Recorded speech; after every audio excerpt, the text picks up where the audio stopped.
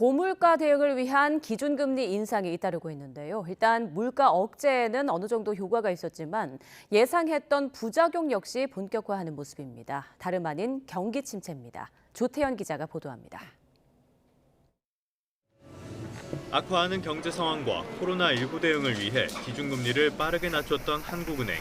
2020년 5월 연 0.5%까지 낮춘 뒤 9차례 동결을 거쳐 지난해 8월엔 0.25%포인트를 높이며 정책 변화를 알렸습니다. 이후론 거침이 없었습니다. 무려 9차례나 인상을 단행하며 기준금리를 연 3.25%까지 끌어올렸습니다. 이 가운데 2차례는 이른바 빅스텝을 밟으면서 1년 3개월 만에 2.75%포인트나 치솟았습니다. 일단 기준금리 인상이 물가 안정엔 어느 정도 기여했다는 평가가 나옵니다. 지난 7월 6.3%까지 올랐던 소비자 물가 상승률은 5%대 후반으로 내려섰고 경제 주체들이 전망하는 물가 상승률을 뜻하는 기대 인플레이션율도 다소나마 하락했습니다.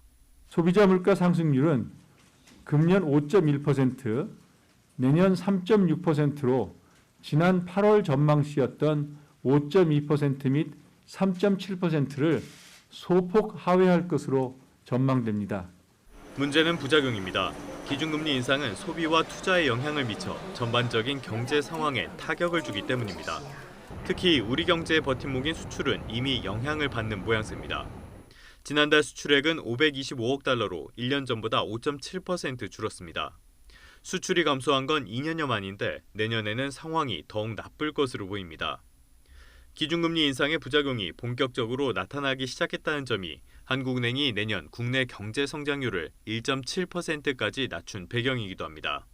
미국은 내수가 탄탄하거든요. 내수 소비가 70% 이상을 차지하지만 우리는 수출이거든요. 수출 의존도가 높은 한국 경제는 치명타가 될 수밖에 없는데 미국이 성장률이 제로로 가고요. 그리고 유로존은 이미 마이너스를 예견하고 있을 만큼 변수가 많아졌어요.